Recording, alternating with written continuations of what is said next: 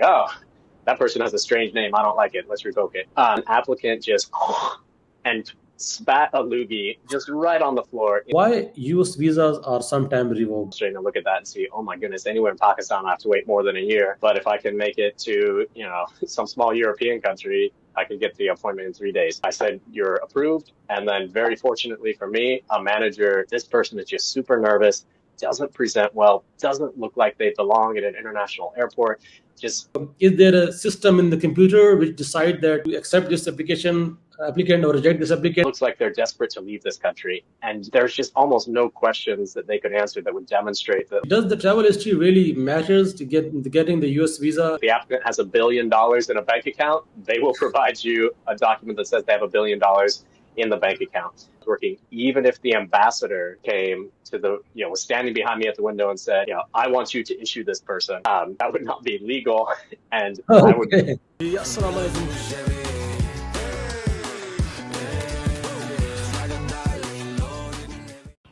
Hello everyone, welcome to my channel. I am Irfan Zaid, the travel blogger. I have traveled almost 30 countries and over 100 cities. Normally I show you amazing places around the world, but today is different. You know why? Because I am here to help you achieve your dream visiting the United States. If you have a valid US visa, you can not only visit the US, but you can also visit many other countries visa on arrival. I want to share with you my personal experience with the Argo visa. They are exceptional in providing professional assistance for obtaining the US visa. My visa was refused back in 2019, but with the help of Argo visa, I was able to get my visa. Argo team include former visa officer who offer invaluable help throughout the process, ensuring smooth and successful application. You make sure watch the whole video because I will share special discount code from the Argo at the end. So let's dive in. Hello David, how are you? I'm doing well. How are you doing? Yeah, I'm good. Viewers, today we have a very special guest with us, Mr. David. He is a former US visa officer and member of the Argo visa team. Argo Visa is a great company that help people to get US visa. They know a lot of about the visa process and they have a lot of experiences. Today in our interview, we will discuss some common issues faced by the visa applicant and break some myth about the US visa. Okay, David, let's begin with your background. Can you tell us a little about your background and your experiences as a US visa officer? Yeah, absolutely. And thanks for having me today, Arfan. I was a visa officer in China, in northeastern China, and decided about 30,000 visas when I was an officer there at a post where we had between a 20 and 30% refusal rate. And because it was China, we had a large number of students as well. So at least 10 to 15% of the visas that I decided were student visas. And then after that, I was a backup visa officer in a really small post in Northern Europe. Okay, that's a good. Thank you very much for your thoughts. Now let's move on to the Argo visa. Tell us what is Argo visa and what do you offer and why people should choose Argo visa services. Yeah, so Arco Visa was started by a former visa officer who recognized that there was just a lot of misinformation out there, that qualified applicants were coming to the window, applying that misinformation they heard, and then not getting the visa because they weren't able to demonstrate their qualifications. And so this person gathered a bunch of former visa officers to help people present their cases to the former visa officer so that then we could package it in a way that it is palatable to the actual visa officer. Because there's a lot of myths out there like, oh, you should only give one-word answers, or you should never mention your family in the United States, or things like that, where we who have been visa officers and have decided these things can look at the case and say, no, like you need to say, highlight this part of your case, or you should definitely mention that family member in the United States, so that each person gets their best chance at getting the visa and presenting the information in a way that the visa officer believes that the applicant is qualified for the visa they're applying for. That's really good, to getting first-hand experience from the ex-visa officer. I think that's a really good thing. So now let's dive into some of the key topics that our viewers are most interested in. One of the most important topic is visa refusal. What are the common reasons for B1, B2 visa refusal, and how applicant can avoid them? Yeah. Um, the most common reason is going to be 214B, which is the section of U.S. immigration law that says at the interview, the applicant must establish to the satisfaction of the officer that they have compelling ties in their home country that they intend to return to after their temporary stay in the United States. So almost all of your B1, B2 refusals are going to fall under 214B. And the reasons are really varied, and it just depends on the applicant. But probably the most common one that you see, especially coming from countries that have a less developed economy than the United States, is that the officer just doesn't believe that the person's economic outlook is going to be as good in their home country as it would be if they stayed in the United States forever. And so if the applicant can't demonstrate that they have a really good life in their home country, then the officer is required by law to assume that they would improve their life by staying forever in the United States as an undocumented person. And the way that the officer determines that is really varied and comes down to their own experience in the country and what they're used to seeing in applicants that shows that an applicant really does have a good life. Sometimes that can be a bunch of prior travel. It could be your relationship to other people in the country. It could be a business.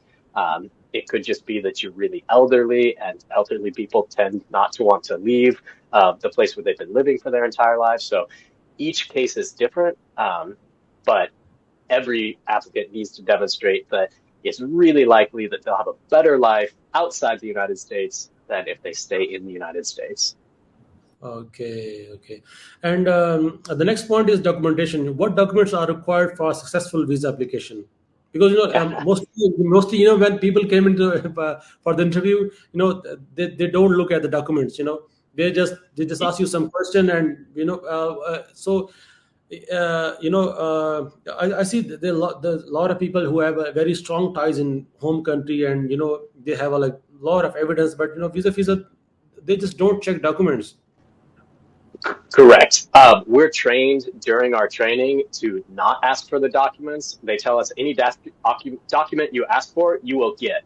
Basically saying if you ask for a document that says that the applicant has $1 billion in a bank account, they will provide you a document that says they have $1 billion in the bank account. So for most B1, B2 visas, especially, the only document that you absolutely need to bring with you is your passport.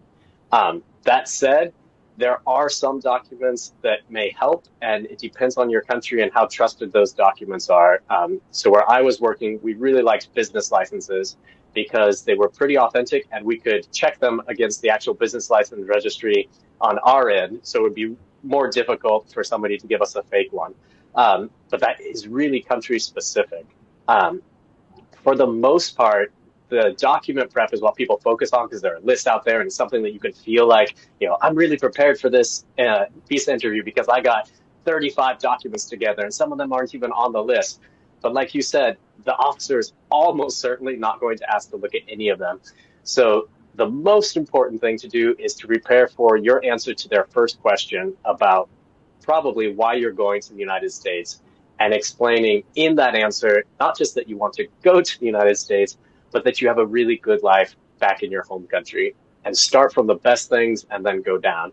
So, if you say, oh, my parents are in this country, well, that's true for most people. But if you have a successful business, well, that's not as common. So it'd be important to start with, I have this really successful business, and then mention, oh, also I have to take care of my parents. And that's something that the former visa officer can do at Argo is sit down with you and try to figure out, okay, for your case specifically, what are the things that you want to highlight in your interview?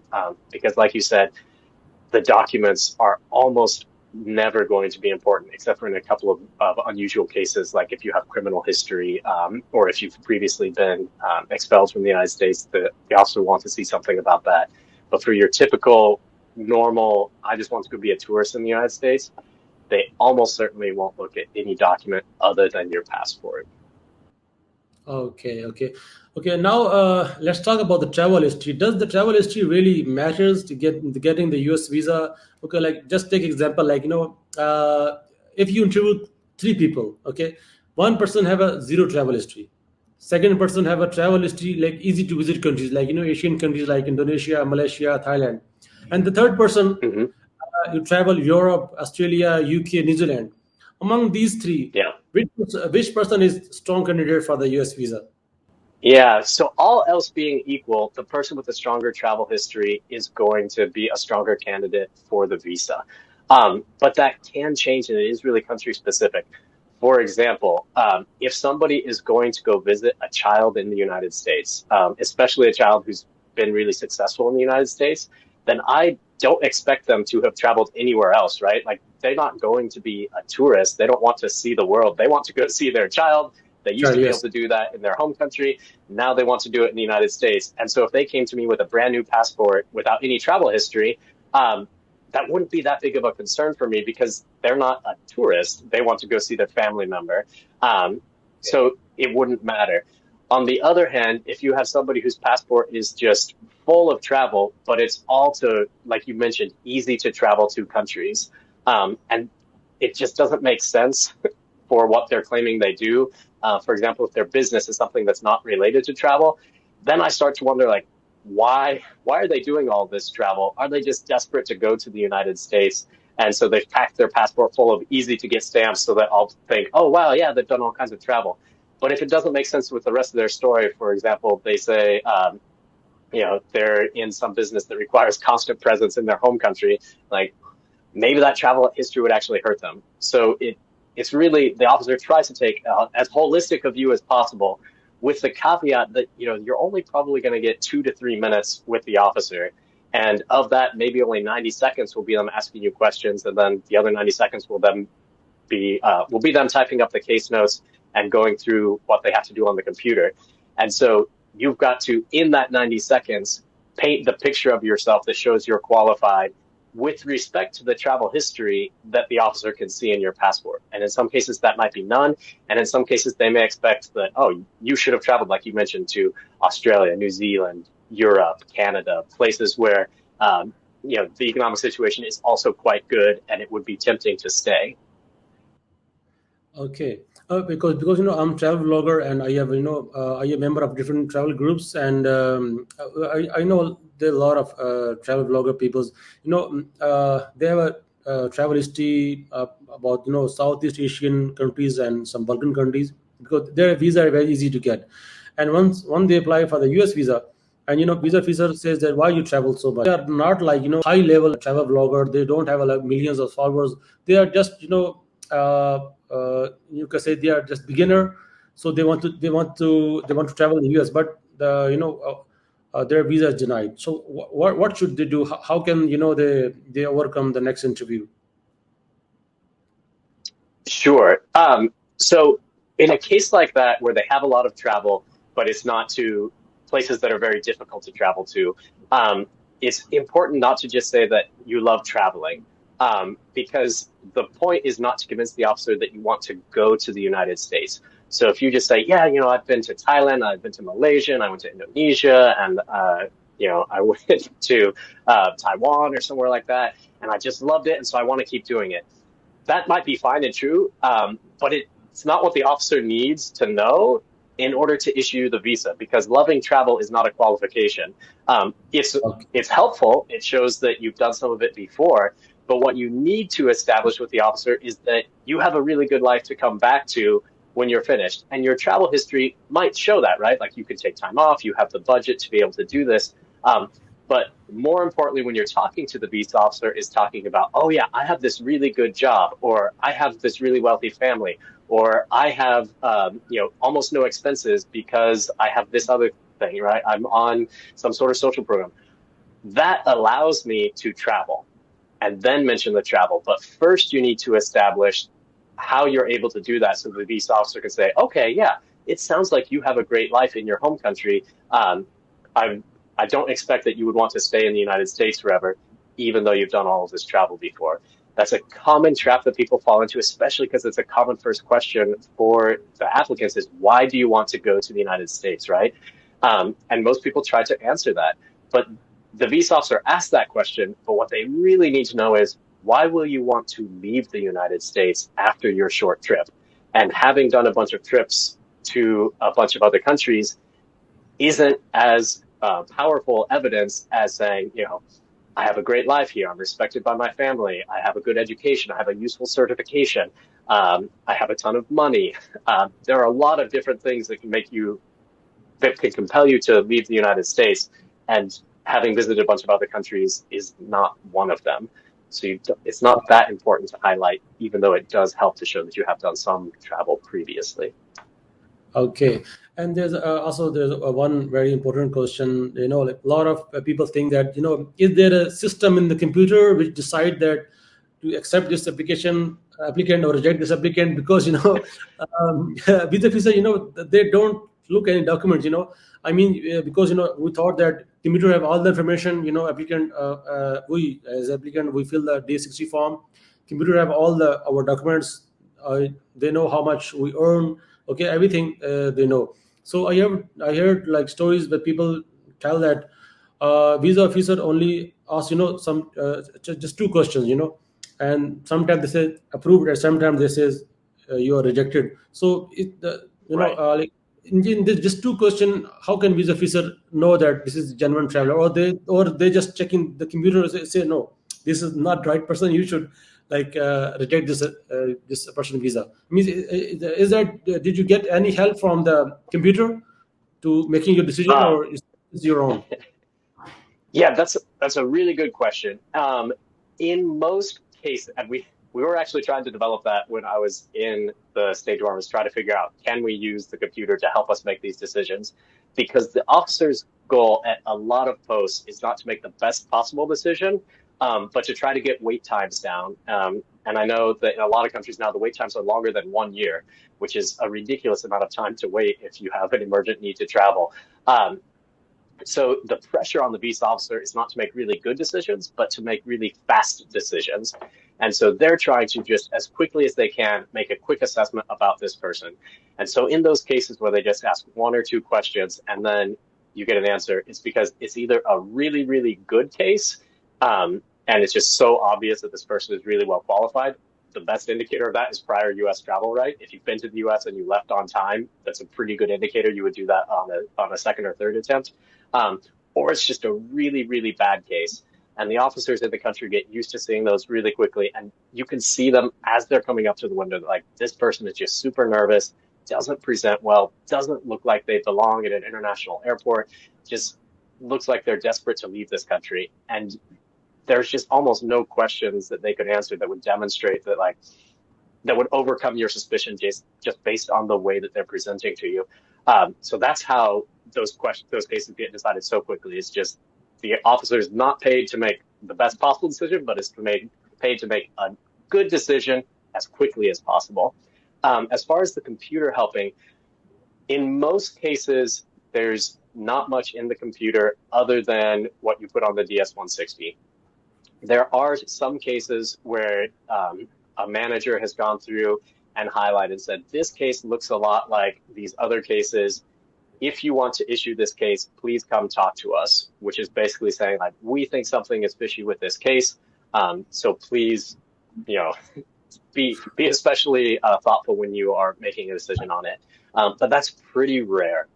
For the most part, the officer is just pulling up your DS-160, any previous DS-160s that you've submitted, or any previous case notes that you've had from prior issuances or refusals, and taking that information in, and then plus whatever you're wearing, your body language, what you're saying to them at the interview. But there's not some like percentage that comes up on the computer and says, you know, issue or refuse this person. The law is pretty clear that the power for the adjudication rests in the interviewing officer. So Oh. in the countries where I was working, even if the ambassador came to was standing behind me at the window and said, I want you to issue this person, that would not be legal. And Okay. I would be fully within my rights to say, no, I don't believe that person is qualified, and refuse them. And then their only recourse would be to apply again. So the law says it's all for the visa officer. Every now and then there's some additional information that it shows up on the computer. But for the most part, the officer's just using their training, their history, what they know about the country where they're serving, to try to make a really fast decision about is it likely that this person is trying to use this non-immigrant visa to immigrate to the United States?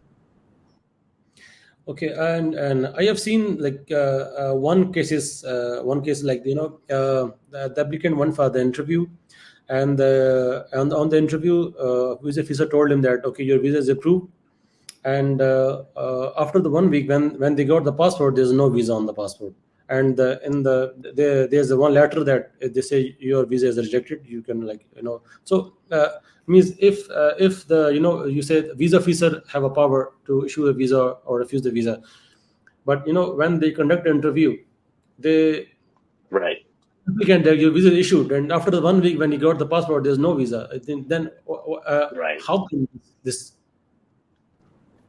So I understand that must be incredibly frustrating that you go in, you're like, great, I got the visa, you buy Yes, the airline tickets, and then you get the passport back, and there's no visa, and there's just a very generic note in there that says you were unable to demonstrate your ties to your home country. Um, yes, so I can think of a couple examples of that happening, and what it would be like. I had one of those for mine where I just didn't notice something that was in the computer about the applicant. Um, and then I said, you're approved. And then, very fortunately for me, a manager noticed that there was something in the computer that I had skipped that meant that that person was not eligible for a visa. And so, you're absolutely right. The decision still came to me. So the manager came over and said, hey, David, with this additional information about this person's prior history in the United States, would you still like to issue them a visa? And, of course, no, I don't want to issue somebody who's not eligible for a visa their visa. So that can happen. Another thing that can happen is that there's not just specific information, but the manager just thinks that the officer didn't make a good decision. Maybe it's a new officer who's in training. And so the managers have to look over some percentage of every officer's adjudications every day just to look for anything unusual going on. And maybe it really stands out to the manager like, this doesn't look like a good case, just based on the DS-160. And so after the interview is over, later in the day or the next day, they'll come over and say to the officer, hey, I noticed you issued this case that has these things going on. Are you sure about that? And the officer could say, yeah, during the interview, I know their DS-160 looks really bad, but at the interview, they did this, and this that showed that they were a really qualified applicant. And the officer could push back. But the officer could also say, oh, yeah, I've only been in country for 3 weeks. I really have no idea what I'm doing. If you think that's a bad case, I was kind of 50-50 on it at the window anyway. I will change my decision. So that is a common explanation for what you're describing, where the applicant gets promised one thing at the window, and then when they get the passport back, they're really disappointed. okay, okay, David. Thank you very much for this answer. And my next question is about the family visa. I see some people, they are like couple and they have like 2 or 3 kids. When they apply for the visa and they go for interview, and the visa officer give visa only to the the one person, and the rest of all Mm-hmm. the other using. Why this happened? Because like there's a one family, and they just give visa to the one person, and 3 of them are refused. Right. That's not supposed to happen, because once one family member is in the United States, there are avenues for them to pursue to try to get the other family members to join. But what's happening is in the officer's head, this is kind of like, I'm not sure about this case, right? Like, it might be okay, but it might also not be. And one way for me to push it more towards okay is to say, okay, mom, you can go, but I'm not going to issue your kids because I think that they're your compelling tie to your home country. I know that that's really disappointing for the people who that happens to, but for the officer, it's just a little bit of security that that person will likely. Most of the time, what happens in those cases is that the mom just never uses the visa, right? Because she wanted to go with her whole family to wherever in the United States, and now she's unable. Um, but in some cases, it does help. The officers are constantly looking at historical data for what has happened to travelers, and they're trying to tease out, what is a good case in our country in 2024, right? Every country is always changing. The relationship with the United States is changing. The economic situation is changing. people's dreams are changing. And so it's in constant flux, and the officers are trying to make the best decision that they can with whatever limited information they can. And in cases like that, where it's kind of like, I just don't know, then they can nudge it towards this will probably be okay if I only issue one of however many visas or a handful of visas. It could also be that um, the what happens sometimes is that families will come in with grandma or somebody and they're like, oh yeah, grandma always gets issued because she's elderly. She's not going to want to leave. But grandma doesn't really want to actually travel to the United States. She's just there to make the officer think that somebody will come back. And so the officer will recognize that and say, okay, yeah, grandma, you can go by yourself because I know that you don't want to stay in the United States forever. But your working age children who have never left their home country before, like, it really seems like their strong ties, they don't have very strong ties here. So that can happen as well, where one applicant is really, really well qualified, and rather than just refusing everybody, they'll say, okay, yeah, qualified applicant, like you have really strong ties to this country, but I just don't see it with the rest of your family. Okay. Okay. So, nowadays the biggest challenge is after COVID that, visa appointment is really hard to get in Pakistan and some other countries also. So, like Yeah, wait time often, stretching from many months, even a year. Now, right now in Pakistan, if I need to book appointment, I have to wait 1 year. So, right. can applicant book appointment in any another country, and does this affect their visa application? It it can really affect it, and I'm so glad that you asked that question because I know it's really frustrating to look at that and see, oh my goodness, anywhere in Pakistan I have to wait more than a year. But if I can make it to, some small European country, I can get the appointment in 3 days. The Yes. challenge there is if you have not previously held a US visa, and hopefully traveled on it, it will be very challenging for that officer in that other country to assess your ties. And what often happens is somebody gets a refusal in Pakistan, right? Let's say a student, like, I really want to go to school in August. They get their interview, they get refused. Like, I can't get another appointment until next year. I don't want to wait another year for school. So they get desperate and they apply in Bangkok or, some other country. What happens is now the officer in Bangkok pulls up their case and is like, okay, like you seem like a real student. This is a decent school that you're going to. You seem well prepared. I believe that you are a genuine student. However, I am not an expert on Pakistan and Pakistan's situation and how applicants from Pakistan spend, what the likelihood is that they'll actually return to their home country. So even though this case seems okay to me, I just don't have the confidence as somebody who's never served in Pakistan to issue a visa to somebody an officer who has served in Pakistan says, this is not a good case. And so you really, in order to successfully apply for a visa outside of your home country, especially if it's a vastly different home country, um, it, you need to have a really, really compelling case, right? If somebody shows up to my window, with an I-20 from a number one school, right? Harvard, Stanford, Yale, somewhere that, like, I know that this person worked really, really hard to get there, then probably I'm not going to care too much what their home country is, right? Because I know that that person has a really bright future anywhere. Um, but if your case is kind of meh, and you're applying outside your home country just to get a sooner appointment time, you're putting that officer in a really difficult situation because they don't want to, we say overrule, but it's make a new adjudication that goes against the experts who already looked at the case in the home country. Okay. What about the B1 B2 visa? Because now you talk about the F1 visa. Like, what about the B1 B1 B2 visa? Because some people they have an important meeting coming up. Okay, if the Sure, meeting is, if they have like if they have a very important expo in United States, they want to attend.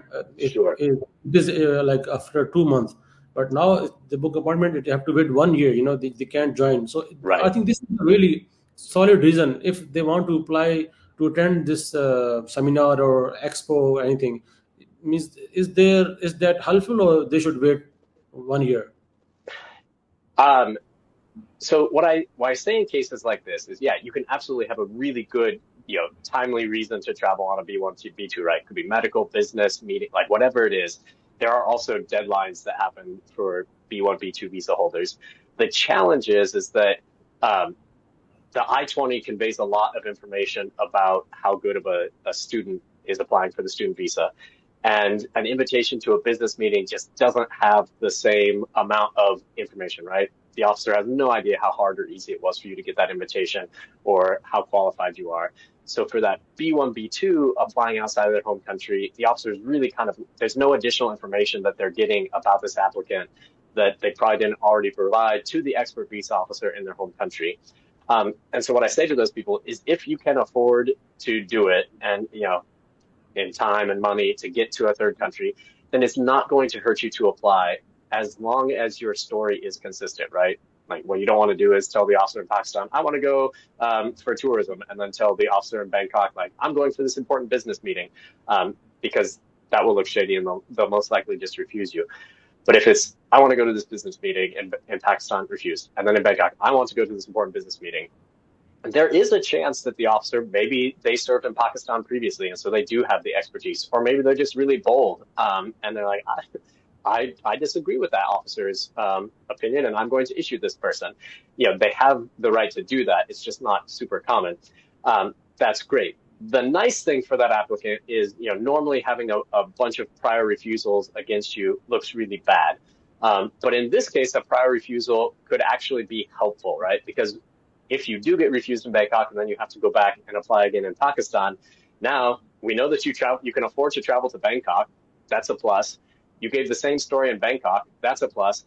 And the officer in Pakistan is going to know that the officer in Bangkok probably just refused you because you're a Pakistani citizen applying outside of Pakistan, and they don't really know.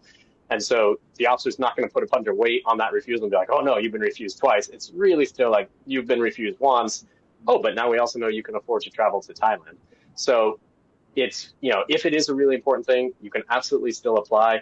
It's really difficult to successfully apply outside the home country, especially if it's not obvious that you're super qualified. If you've had a B1, B2 visa before, you've always used it correctly, then sure, go to Bangkok and apply. Like, they're going to see, they have really good evidence that you're not going to stay in the United States, right? You've left a bunch of times. But if it's for your first international trip and you have a brand new passport and it's not clear that you're doing well financially and you've been refused in Pakistan, like, it's almost guaranteed that another visa officer outside Pakistan is not going to find you qualified. Okay. Thank you very much for this answer. Okay, there's one more question that if somebody have refused like multiple times, 6 to 8 times, what should they do if they have lied in their first interview, and now they have like refused 9 times, so they just want to keep the story alive, but now if they thought, okay, that's enough, I think I should tell the truth, the visa officer, Yeah. and if they tell the truth, would it, what will happen with this applicant? I mean, is that going to positive, or it will going to negative? It it really depends on, how long ago it was, how often it happened, what the reason for the lie was. Something that happens fairly often is that people have no idea how to apply for the visa, right? And so they reach out to anybody they can find online or through word of mouth or through signs on the street and say, oh, we can help you apply for a US visa. And Yes. then that agency does something shady and is like, oh no, you'll never get to the United States if you tell them that your brother is there. Like, we're gonna lie about that and we're gonna say you have a totally different job so that you'll get the visa. And sometimes the applicant has no idea that that's what happened because they can't even read English, and so they have this DS-160 that has all these false things, and they show up and they lie, but they were deceived into lying. And then after a couple of refusals, they're like, "Man, why do they keep asking me about this job it's not me?" And then they finally realize it and find out that some disreputable agency helped them out. In that case, it's really helpful because it doesn't show that the applicant is being dishonest. It shows that there's a system of dishonest people who this applicant was victimized by. Yeah. So in that case, it can be really helpful to say, hey, on my first application, I went to the shady broker. They said not to mention my brother. Had the officer asked me about that at the first interview, I would have been truthful, but they didn't because it wasn't on the DS-160.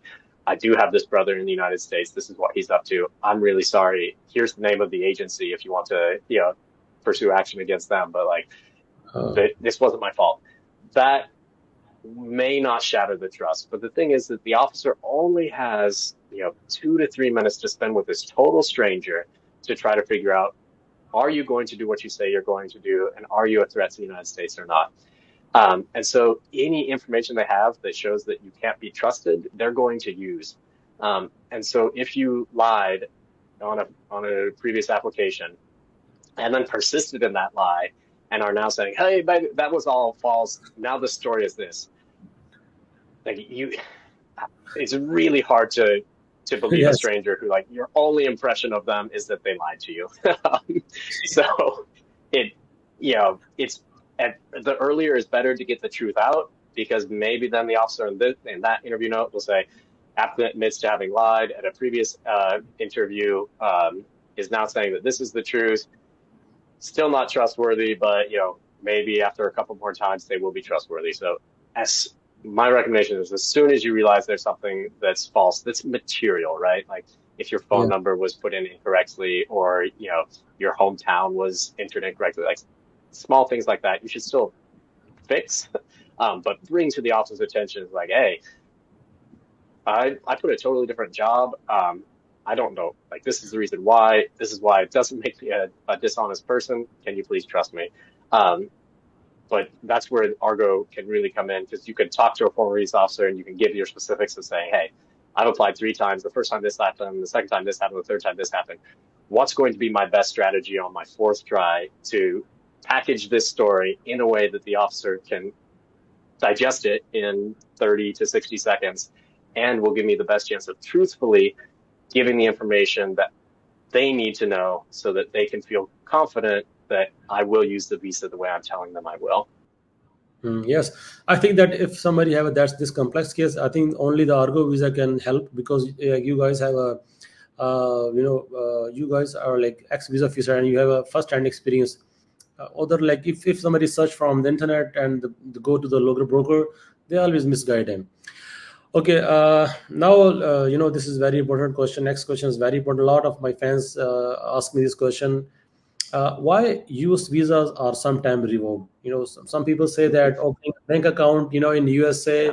or getting credit cards, or having like driving lessons, cause this, visa revoke. And some people say that if you have a had accident in United States, if you like driving as you have an accident, this also like make very very really negative impact on your case, and they will might be revoked the visa. So, what is the Yeah. reality? Why the visa is revoked?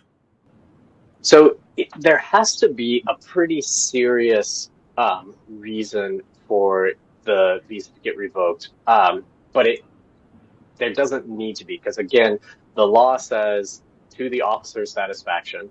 And so if more information comes to light and the the embassy or consulate is able to talk to one visa officer who says, "Oh yeah, that might cast doubt on whether or not that person is genuinely a tourist, genuinely a business person, genuinely a student." Um, I think that we should revoke their visa. Then they can. That has to go back to DC. So there is some check on it to make sure that, people aren't just like, oh, that person has a strange name. I don't like it. Let's revoke it. It's got to be more substantive than that. It's hard for me to imagine that opening a bank account is something that would lead to that. There are plenty of good reasons to have a bank account in the United States, even if you're not intending to stay in the United States forever, um, or permanently. Um, but it's got to make sense with the rest of your story. So how that information plugs into whether you're a business person, whether you're a tourist, whether you're a student, all of that plays in. The most common reasons that I saw visas getting revoked were when people were arrested in the United States, um, Oh, because that can lead to a potential criminal ineligibility, even if you're not convicted of it. In some cases, just suspicion of certain crimes is sufficient to make a person ineligible for a visa. And so what happens is your fingerprints get taken by the embassy when you apply for the visa. If your fingerprints get taken when you're arrested, now that shows up and the embassy gets notified like, hey, this person that you issued a visa to has now been arrested in the United States. How do you want to proceed? And if it's for some minor crime, then probably it'll just get ignored, or a case note will get issued that says, "Hey, ask this person about why they were arrested in Georgia in 2023 the next time they come in for an interview." But if it's something really serious, then it's like, we probably want to trap this person outside the United States if they ever leave again. And so in that case, they will go ahead and initiate revocation procedures because, you know, if somebody's being arrested for really serious crimes, at the very least, we want to talk to them again before we allow them back into the country. But just for having a credit card or taking driving license or driving lessons, something like that, you know, it's got to make sense for your home country, right? Like if there aren't any cars in your home country and you're taking driving lessons, like, well, maybe that shows you're planning to stay in the United States. But if it's something like, yeah, it's way cheaper and easier to get your driver's license in the United States and then convert it to a local license once you're back, like that's a really valid B1, B2 travel purpose. And we're really happy that you're spending that money for your training in the United States instead of in your home country. So it's really dependent on the nature of what happened and the environment in the home country, for the officer to say, does this cast doubt that this person is planning to temporarily stay in the United States or stay there more permanently? Okay. And the next question is about how officer assess the applicant ability to afford the travel. Because the officer mostly don't check the bank account statement, and then how they identify if the person is a really genuine traveler, if they have a sufficient fund to travel. Yeah, a lot of it comes down to officer intuition, right? Like, does this person appear to be wealthy and confident? And so, if you're in a country where there's a lot of manual labor and the person has obviously been spending a lot of time outdoors, isn't very clean, doesn't speak the local language in a way that shows that they spend a lot of time around really educated people, then that will cast a lot of doubt on whether this person has the means to afford the travel. That's why the best way to show it, the easiest way to show it is prior travel, because the officer has to look at your passport. They're used to looking at other countries' visas and stamps, and that shows that you could afford to leave your home country, take the time off, and pay for travel to your home country. So that's really helpful in those cases. Otherwise, it's just, what do I know about this country? For example, in some countries, orthodontics are very expensive. And so if somebody comes in with really nice teeth, then it can say, okay, well, this person can afford a healthy diet and can afford orthodontia. Like that gives me a lot of confidence that they have sufficient money. It could be their attitude, right? The clothing that they wear. And it varies by country what makes it really obvious. In China, there was a term "tu hao," which means like nouveau riche. And these people would come in just dripping of money, and you could just see them from a mile away because just the way they walk, the way they talk, the clothes that they wear, the jewelry that they wear, it all just screams, I have made a ton of money recently. And then they hand you this passport that's just full of travel from the past like 3 years. Oh yeah, this makes sense. Um, so it just depends on the country, and most of it is not in the DS 160. Most of it is just in how this person looks to you at the window, right? Is their hair kempt or unkempt? Are they wearing corrective lenses? Do they have nice teeth? How dirty are their fingernails? What have they been up to in the past couple of days? Those are the sorts of things that the officer can synthesize really quickly and say, okay. And then if they see on the DS-160, oh yeah, I'm a business person or a business manager, like, yeah, that makes sense. I believe that about you. But if you come in not looking like that, and then you say, oh yeah, I'm a professor at a university, like, well, it doesn't look like that to me, then the officer can have some doubts. So the presentation at the interview, how they talk, is much, much, much more important than you mentioned than the documents, because anybody, especially in countries where it's important to have those documents, can get a document that says I have a ton of money in some bank, right? That's very easy to fake. And so the officers just aren't going to look at it. They will try to figure out your social status, your economic status from other indicators that you have outside of the documents. Okay, so now let's talk about the myths. Like there's a lot of myths about going on about the U.S. visa, and Some people say that you have to wear like black suit, red tie, and a white shirt, to get your visa. And some people say that when you enter U.S. embassy, they observe that all applicant from CCTV cam. If someone is nervous, if someone is listening other people interview, or when he sees that officers refuse the applicant, then he change the lines, because he looks nervous all the time, officer will refuse him. And if someone is confident all the time, will get the visa. So what is your thought about this? Um, it makes a big difference how you present. For people who are planning to stay in the United States forever, who are facing, tough economic situations in their home country, have spent a lot of money to try to get the documents and the interview preparation and a story together from some shady expert so that they can fool the visa officer into getting a visa. That person is typically really nervous. And so a nervous person is an indicator that this person does not have valid intent. On the other hand, it's also, if you have a really important business meeting and, your future business career is riding on whether or not you can get this contract signed or, sell this product or whatever it is, then you may also be nervous because of that. And so Yes. the officer is trying to take into account everything that the applicant is providing, not just their DS-160, not just their passport, but, their behavior in the consulate to see what is a likely outcome here. I'll give you an example of something that I saw in China, that was just it was really shocking to me, but it was a big cultural difference. And we're inside in this air-conditioned consulate in China, and an applicant just and spat a loogie just right on the floor inside, in front of me. And there are places where you might be rich and qualified, but that that sort of behavior demonstrated to me that, like, maybe you need to do some more international travel, when learn that, like, you can't be spitting indoors like onto the floor in places. um and that's an extreme example, but anything that causes the officer to suspect that you are doing something shady, or that you are not a well prepared international traveler, can cause them to refuse you. Changing lines is a huge one, right? Because it seems like you're trying to cheat the system. And most places, it's supposed to be random, or you're supposed to stay in the assigned line. Um, Being rude to the staff who are helping outside, right? I know the security officers are often not super polite, but oftentimes there are greeters inside the embassy.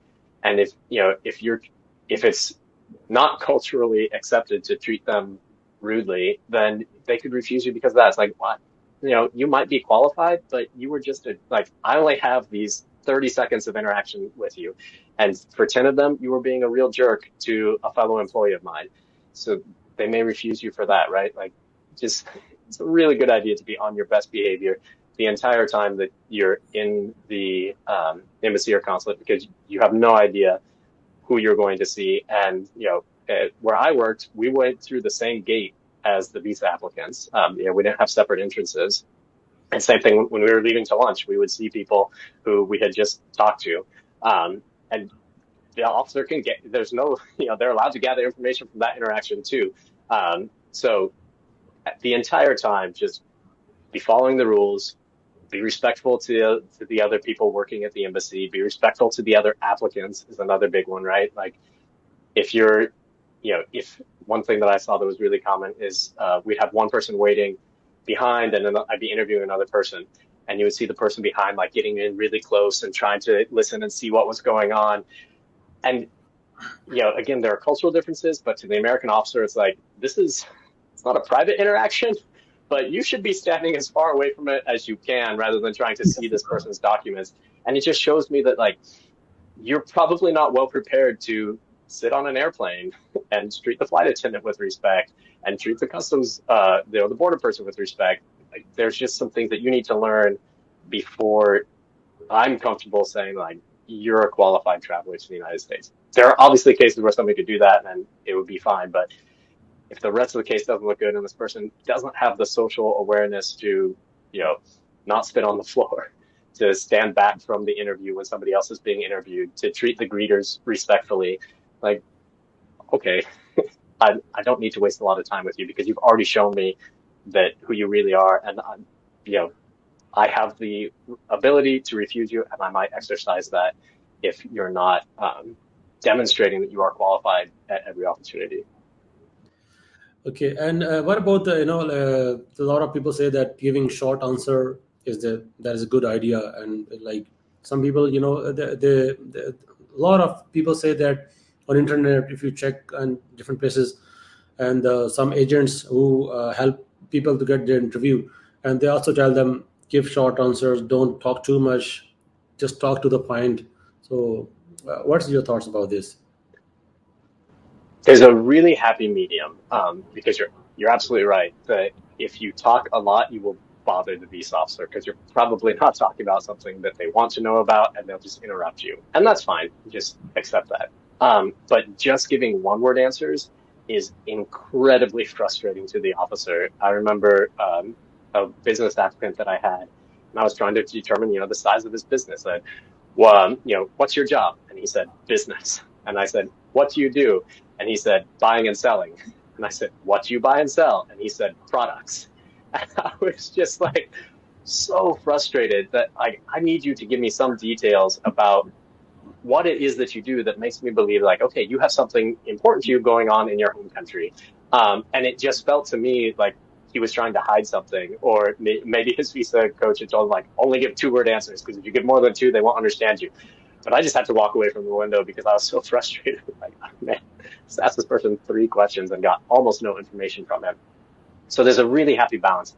What I normally tell people is, unless you have some really complicated story, shoot for 1 to 2 sentences, right?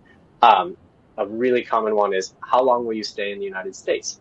And they've already asked you that question on your DS-160. You put it in there. So they're trying to assess, like, do you know what you put in the DS-160? And is it a normal amount of time, right? If somebody says, they have a job and they want to go for tourism and they say they want to stay for 6 months, like, that's highly unusual. They would want to ask more questions about that. But if you're staying anywhere between a week and 5 weeks, like that's a pretty normal amount of time for a tourist. So use that time to talk about something else that will bring you back, right?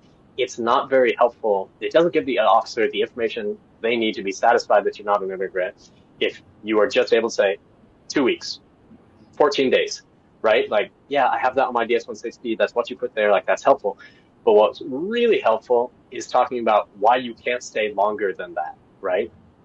So when they ask, how long will you stay? It's not just 14 days. It's, oh, I can only stay for 14 days because my daughter is starting school again on this day. Or I only get, so many days of vacation for my job. Or, I can only, the budget is only so much. If I stay longer, I'll go over. Um, Whatever it is that's the most compelling reason for you to come back, mention that. I'm taking care of my elderly mother and my sister can only help me for, 10 days before she has to go back to her job. Whatever it is, use that opportunity when the officer gives you the opportunity to chat, not just to answer their question, but to jump from their question to something that really matters, which is, what is this good life that you have in your home country and why are you not going to Benin? And if you just answer 2 weeks, they had, they have no idea. But it's, oh, I can only stay for 2 weeks because my job starts up again, and I'm also responsible for, taking food to my elderly parents, and I switch off with my brother, and so he doesn't want to do it for more than 2 weeks. Whatever it is, right? Like, oh, okay, you've given me two, not just that you'll stay for 2 weeks, but like the reasons that you'll come back in 2 weeks, and that's way, way, way more helpful to the officer understanding that you are qualified. Okay. Okay. Thank you very much, Mr. David, for the sharing your helpful advice and experience with us today.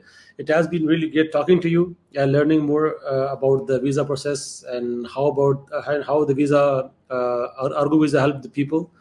And really nice talking to you.